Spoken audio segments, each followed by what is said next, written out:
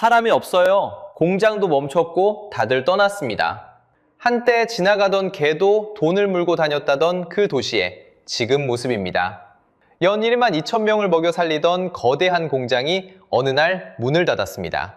협력사 130곳이 함께 무너졌고 도시의 심장은 그대로 멈췄습니다. 그런데 이 공장을 멈춰 세운 건 다름 아닌 그 안에서 일하던 사람들의 선택이었습니다. 더 받기 위한 싸움이 어쩌다 모두의 일터를 통째로 삼켜버린 걸까요?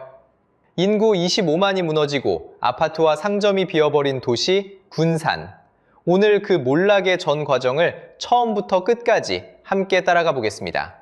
본격적인 이야기에 들어가기 전에 채널 구독과 좋아요 한 번씩 눌러주시면 큰 힘이 됩니다. 지금은 텅 비어버린 이 도시에도 분명 전성기가 있었습니다. 이야기는 1997년으로 거슬러 올라갑니다. 그해 군산에 거대한 자동차 공장이 들어섰습니다. 한국 GM, 당시 이름은 대우였습니다. 넓은 부지 위로 거대한 공장 건물이 줄지어 솟았습니다. 새벽이면 작업복을 입은 사람들이 정문으로 밀려들었습니다. 공장은 빠르게 도시의 심장이 됐습니다. 컨베이어 벨트가 돌면 도시 전체가 함께 돌았습니다. 자동차 한 대를 만드는 데는 수천 개의 부품이 들어갑니다. 그 부품 하나하나가 군산 어딘가의 일터에서 나왔습니다. 공장 주변으로 협력업체가 모여들었습니다. 그 수가 약 130곳에 달했습니다. 부품을 깎고 나르고 조립하는 손길이 도시 곳곳에 퍼졌습니다. 작은 부품 공장이 돌아가면 그 앞 식당에 점심 손님이 들어찼습니다. 식당 주인이 번 돈은 다시 상가로, 시장으로 흘러갔습니다. 월급날이면 학원이 붐비비고 아이들 학교와 문구점까지 활기가 돌았습니다. 공장에서 시작된 돈이 도시 구석구석으로 퍼져나간 겁니다. 이 공장 하나가 먹여 살린 사람은 연간 1만 2천여 명. 군산 가족 상당수가 이 공장과 한 끈으로 묶여 있었던 셈입니다. 한 사람의 월급이 곧 한 가정의 한 달이었습니다. 돈은 가게로만 흐른 게 아니었습니다. 군산 공장과 협력사가 한 해 동안 낸 지방세는 580억 원에 달했습니다. 도시 살림의 큰 기둥이 바로 이 공장이었습니다. 이 한 곳에서 거둔 세금으로 도시의 길과 학교가 굴러갔다는 뜻입니다. 세금이 들어오니 길이 닦이고 학교가 서고 상가에 불이 켜졌습니다. 공장이 잘 돌아가면 식당이 붐비고 식당이 붐비면 부동산이 들썩였습니다. 자동차 한 대가 군산 경제 전체를 불린 겁니다. 그래서 이 시절 군산에는 이런 말이 돌았습니다. 지나가는 개도 입에 돈을 물고 다닌다. 웃자고 하는 말이 아니었습니다. 일자리가 넘쳤고 월급이 돌았고 도시 전체에 활기가 가득했습니다. 상가마다 늦은 밤까지 불이 꺼지지 않았습니다. 작업복을 입고 출근하는 일이 이 도시에서는 가장 든든한 자부심이었습니다. 여기서 일한다는 것 하나로 한 가정의 미래가 그려졌습니다. 그렇게 군산은 자동차 한 대에 도시 전체의 운명을 실은 채 가장 빛나는 시절을 보내고 있었습니다. 그런데 이 심장이 멈추는 데는 단 몇 년이면 충분했습니다. 활력이 넘치던 이 공장에 가장 먼저 금이 가기 시작한 건 바다 건너에서였습니다. 그 첫 균열은 군산이 아니라 저 멀리 유럽에서 시작됐습니다. 2013년 미국 GM은 큰 결정을 내립니다. 자사 브랜드 쉐보레를 유럽 시장에서 빼겠다는 것이었습니다. 먼 나라 이야기처럼 들립니다. 그런데 이게 왜 군산의 문제였을까요? 이유는 단순했습니다. 군산 공장이 만든 차의 상당수가 바로 그 유럽으로 실려나가고 있었기 때문입니다. 가장 큰 손님이 등을 돌린 셈이었습니다. 수출길이 막히자 숫자가 곧바로 무너지기 시작했습니다. 숫자가 모든 걸 말해줍니다. 2013년 군산 공장의 생산량은 약 15만 대였습니다. 한 해에 차 15만 대, 도시 하나를 충분히 먹여 살릴 규모였습니다. 그런데 이듬해 2014년 절반 가까이 줄어 8만 대로 떨어집니다. 추락은 거기서 멈추지 않았습니다. 2016년에는 4만 대, 그리고 2017년에는 3만 대까지 내려앉습니다. 한 계단 한 계단 멈출 줄 모르고 떨어졌습니다. 불과 4년 만에 15만 대에서 3만 대, 5대 중 4대가 사라진 셈입니다. 한번 상상해 보십시오. 한 집의 수입이 4년 만에 5분의 1로 쪼그라든다면 그 집은 어떻게 버틸 수 있을까요? 공장도 다르지 않았습니다. 만들 차가 없으니 기계를 돌릴 이유도 사라졌습니다. 2016년부터 공장 가동률은 20%대로 주저앉았습니다. 10대를 만들 수 있는 설비에서 겨우 2대를 만든 셈입니다. 생산직 노동자들의 사정은 더 심각했습니다. 한 달에 일하는 날이 일주일에도 못 미쳤습니다. 한 달 30일 중 출근하는 날이 닷새 안팎, 나머지는 일감을 기다리며 집에 머물러야 했습니다. 거대한 공장 안에 기계는 멈춰 있고 사람들은 텅 빈 라인을 바라봤습니다. 시동만 겨우 걸린 채 앞으로 나아가지 못하는 자동차. 그 무렵 분산 공장은 딱 그런 모습이었습니다. 기계가 멈춘 만큼 도시의 활기도 함께 식어갔습니다. 부품을 대던 협력사들의 주문서가 얇아졌고 공장 앞 식당에 손님도 줄었습니다. 생각해보면 당연한 일이었습니다. 공장이 차를 덜 만들면 부품 주문이 줄어듭니다. 부품 공장이 일감을 잃으면 그 앞 식당이 손님을 잃습니다. 식당이 비면 상가의 임대료가 밀립니다. 공장에서 시작돼 도시 구석구석으로 퍼지던 그 돈의 흐름이 이번엔 거꾸로 마르기 시작한 겁니다. 전성기에 도시 곳곳을 채우던 활기가 같은 길을 따라 천천히 빠져나갔습니다. 도시의 심장이 조금씩 박동을 멈춰가고 있었습니다. 공장이 완전히 멈추는 건 이제 시간 문제처럼 보였습니다. 그런데 이때 정작 공장 안에서는 전혀 다른 일이 벌어지고 있었습니다. 회사가 무너지는 동안 공장 안 사람들은 무엇을 하고 있었을까요? 판매 대수는 5대 중 4대가 사라진 상태였습니다. 한 달에 일주일도 채 돌아가지 않는 공장, 누가 봐도 위기였습니다. 그런데 그 안에서는 멈춤이 반복되고 있었습니다. 판매가 곤두박질치는 와중에도 노조의 파업은 되풀이됐습니다. 더 많은 몫을 두고 공장이 자주 멈춰섰습니다. 회사는 차를 만들어 팔아야 돈을 법니다. 그런데 만들어도 안 팔리고 만드는 날조차 줄어드는 상황이었습니다. 그 와중에 멈춤까지 더해졌습니다. 여기에 또 하나의 무게가 있었습니다. 생산성은 낮았고 사람에게 들어가는 비용은 높았습니다. 차 한 대를 만드는데 다른 공장보다 더 많은 돈과 시간이 들었습니다. 안 팔리는 차를 비싸게, 그것도 자주 멈춰가며 만든 셈입니다. 쉽게 풀면 이렇습니다. 손님은 줄어드는 가게에서 직원은 더 달라며 셔터를 자주 내렸습니다. 들어오는 돈은 마르는데 나가는 돈은 그대로였습니다. 어느 가게라도 버티기 어려운 구조였습니다. 회사는 이 모든 것을 명분으로 들었습니다. 더는 이 공장을 유지할 수 없다는 결정이었습니다. 2018년 2월 13일 한국 GM은 분산 공장 폐쇄를 발표했습니다. 그리고 그해 5월 말 21년을 돌던 공장은 완전히 멈췄습니다. 1997년에 시동을 건 심장이 그렇게 박동을 멈춘 겁니다. 숫자가 말해줍니다. 공장에 직접 고용된 노동자만 약 2,000명이었습니다.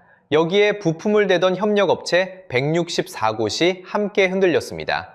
직접 간접을 합치면 약 1만 명의 일터가 한꺼번에 위기에 빠졌습니다. 한 도시를 먹여 살리던 1만 명분의 밥줄이 동시에 끊긴 겁니다. 1만 명, 가족까지 더하면 수만 명입니다.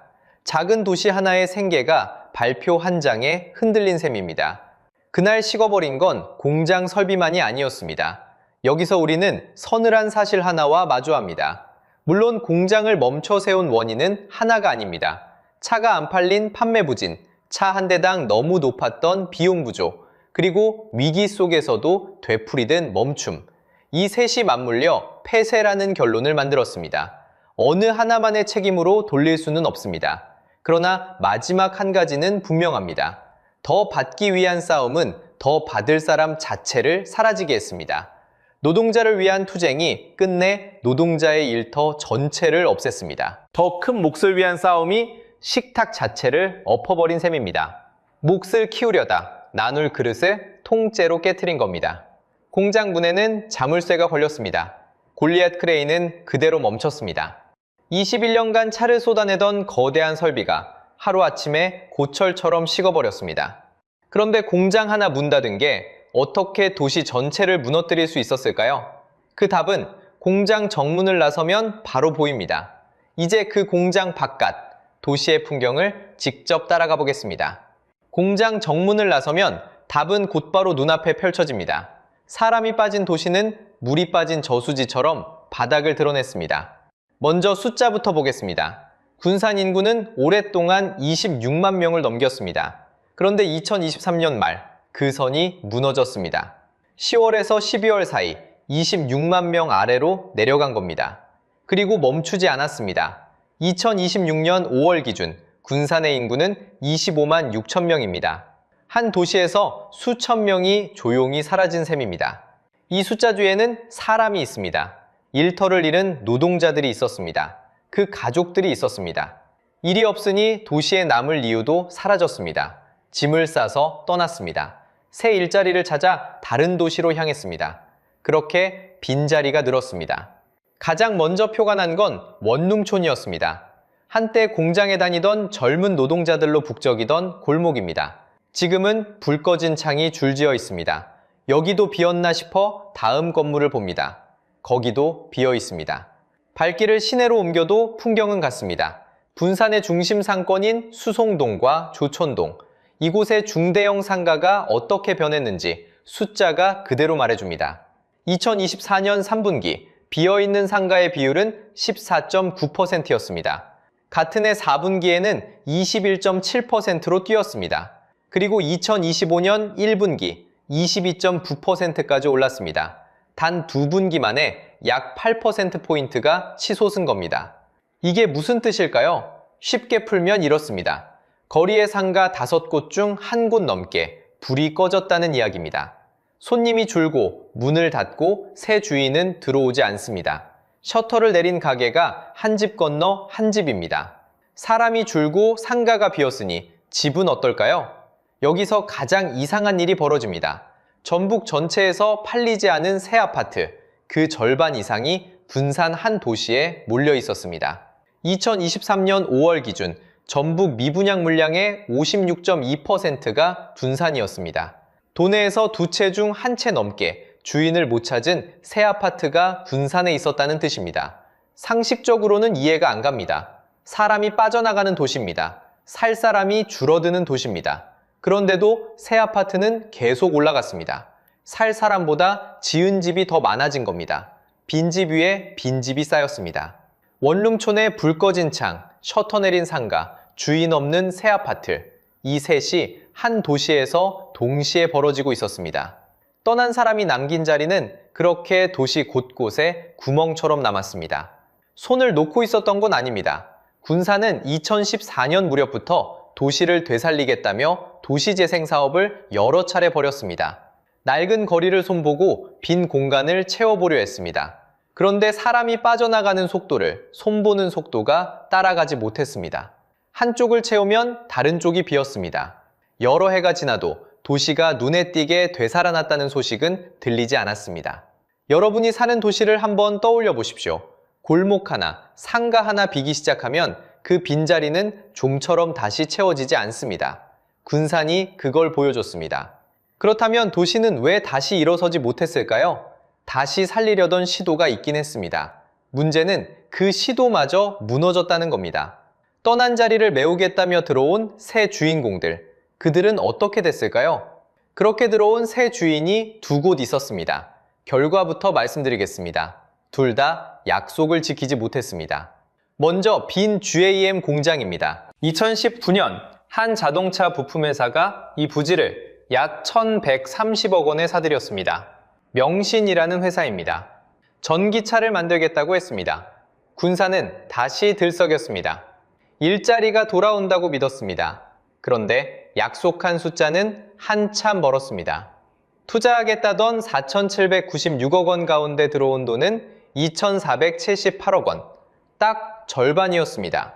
1,338명을 뽑겠다더니 407명, 약속의 30%에 그쳤습니다. 가장 충격적인 건 생산 대수입니다. 30만 대를 만들겠다던 공장이 실제로 찍어낸 건 4,116대였습니다. 약속의 1.3%입니다. 100보를 가겠다더니 한 보 남짓거린 셈입니다. 결국 2024년 5월 명신은 완성차 사업을 멈췄습니다. 부지를 사들인 지 5년 만이었습니다. 빈집을 채우러 온 세입자가 약속한 방의 절반만 쓰다 떠난 격입니다. 군산은 또 한 번 기대를 접어야 했습니다. 돌아온다던 일자리는 30%만 채워졌고 그마저도 흔들렸습니다. 이제 두 번째 주인공입니다. 바다 쪽으로 시선을 돌려보겠습니다. 현대중공업 군산조선소입니다. 2017년 문을 닫았던 이 거대한 조선소가 2022년 다시 돌아오겠다고 선언했습니다. 2023년부터 배의 한 부분, 블록을 만들기 시작했습니다. 군산은 또 기대를 걸었습니다. 그럴만했습니다. 조선소가 제대로 돌면 지역에 막대한 효과가 돌아온다는 분석도 있었습니다. 한 연구기관은 블록 물량 10만 톤이 군산에 떨어지면 생산 유발 효과가 약 1,989억 원, 새로 들어올 인구가 3,600명에 이를 것으로 봤습니다. 그런데 현실은 그 기대에 한참 못 미쳤습니다. 군산조선소는 배를 처음부터 끝까지 짓는 곳이 아니라 배의 한 부분을 만들어 울산으로 보내는 공정 거점으로만 돌아갔습니다. 기대했던 효과의 일부만 도시에 남은 겁니다. 여기서 우리 돈이 들어갑니다. 지자체는 물류비 같은 명목으로 3년간 약 350억 원을 지원했습니다. 2023년에 99억 원, 2024년에 117억 원이 나갔습니다. 모두 시민이 낸 세금입니다. 공장을 다시 돌리는 마중물이 되길 바랐습니다. 그런데 2026년 3월 13일 예상 밖의 소식이 전해집니다. HD 현대중공업이 군산조선소를 다른 회사에 팔겠다고 나선 겁니다. 에코프라임 마린퍼시픽 HJ중공업의 최대 주주입니다. 두 회사는 팔겠다는 첫 약속서, 합의각서를 맺었습니다. 문제는 시점입니다. 보조금 350억 원이 거의 끝나는 그 무렵에 매각이 나온 겁니다. 한때 5,000명이 넘던 직원은 다시 돌아온 뒤로는 1,000명 안팎이었습니다. 그마저도 약 30%가 외국인 노동자였습니다. 받을 땐 환영받았는데 지원이 끝나니 손을 털고 나가는 모양새입니다. 그래서 군산에서는 지금 이런 비판이 나옵니다. 세금만 받아 챙기고 떠나는 먹튀가 아니냐는 겁니다. 호황을 누리는 기업이 시민 세금이 마르는 순간 떠난다는 거였습니다. 어렵게 쌓은 일자리 생태계가 다시 흔들린다는 걱정도 큽니다. 5,000명이 일하던 곳이 1,000명으로 줄었으니 한 번 빠진 사람은 쉽게 돌아오지 않습니다. 다만 한쪽 말만 듣고 단정할 수는 없습니다. 현대 측의 입장도 함께 들어야 합니다. 회사는 이렇게 해명합니다. 조선소를 계속 돌릴 수 있을지를 종합적으로 따진 결정이며 보조금이 끝나는 것과는 관련이 없다는 겁니다. 또 본계약은 아직 맺지 않았고 지금은 실사가 진행 중인 단계라고 밝혔습니다. 판단은 시간이 가려줄 겁니다. 다만 분명한 건 빈자리를 채우겠다던 두 번의 시도가 모두 약속만큼 채우지 못했다는 사실입니다. 1,130억과 350억, 그 돈의 행반은 이렇게 흘러갔습니다. 그런데 군산만의 불운일까요? 사실 이 도시가 무너진 데는 한 기업의 철수보다 훨씬 더 깊은 구조가 숨어 있었습니다. 마지막으로 군산을 진짜 무너뜨린 보이지 않는 구조를 보여드리겠습니다. 군산의 추락은 한 번의 사고가 아니었습니다. 오래 쌓인 구조가 무너진 결과였습니다. 그 구조를 가장 잘 보여주는 곳이 바로 옆에 있습니다.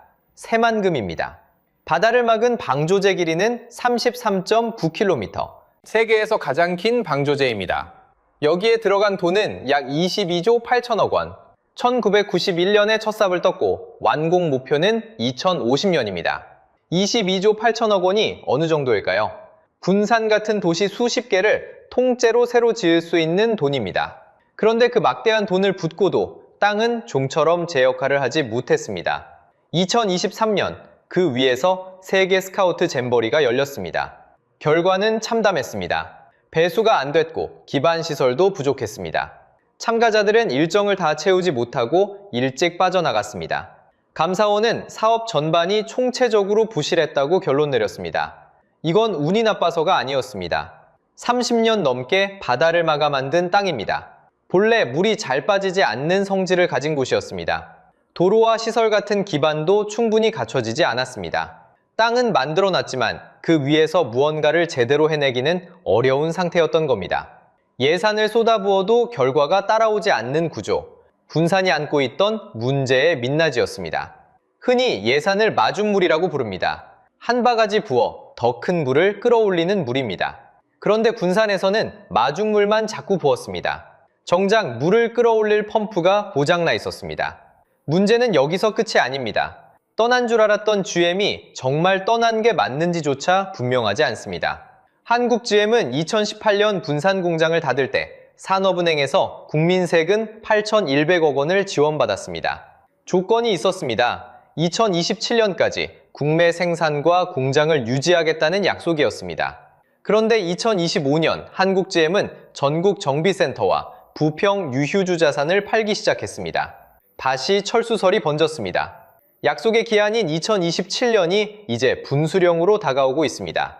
여기서 한 가지를 떠올려야 합니다. 군산 공장 폐쇄가 한국GM의 마지막 결정이 아니었을 수 있다는 점입니다. 2018년의 군산은 어쩌면 더 큰 흐름의 첫 단추였는지도 모릅니다. 한 도시에서 시작된 일이 다른 도시로 번지지 않으리란 보장은 어디에도 없습니다. 그렇다면 군산의 앞날은 어떻게 될까요? 숫자는 차갑게 답하고 있습니다. 군산이 세운 계획, 인구는 2040년 45만 명이었습니다. 그 목표는 26만 4천 명으로 크게 낮춰졌습니다. 국토연구원과 방송의 예측은 더 낮습니다. 2040년이면 약 20만 6천 명 인구가 20만 명대로 쪼그라들 전망입니다. 도시가 줄어드는 일이 더는 가정이 아니라 현실이 되고 있습니다. 그런데 여기서 한 가지를 짚어야 합니다. 이 흐름이 군산만의 이야기가 아니라는 점입니다. 큰 공장 하나에 도시 전체가 기댑니다. 그 공장이 떠납니다. 사람이 빠지고 인구가 급격히 줄어듭니다. 집은 안 팔리고 상가는 비어갑니다. 세금은 덜 거치고 살림은 쪼들립니다. 이 공식은 어느 한 도시에만 적용되는 게 아닙니다. 지금 이 순간에도 전국 곳곳에서 같은 톱니바퀴가 돌고 있습니다. 큰 공장 하나에 운명을 건 도시, 떠나간 자리를 다른 산업이 메우지 못하는 도시, 떠오르는 얼굴이 한둘이 아닐 겁니다.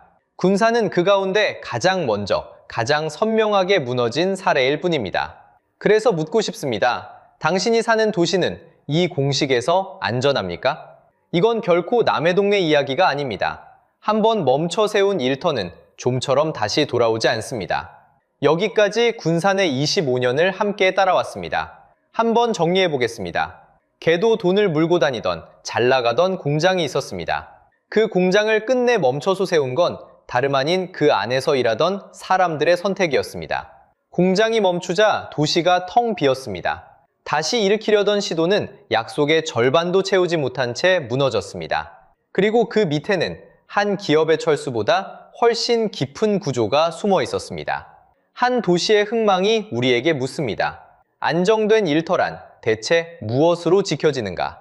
더 받겠다는 싸움이 받을 자리 자체를 지워버릴 수도 있다는 걸. 군산은 25년에 걸쳐 가장 비싼 값으로 보여주었습니다.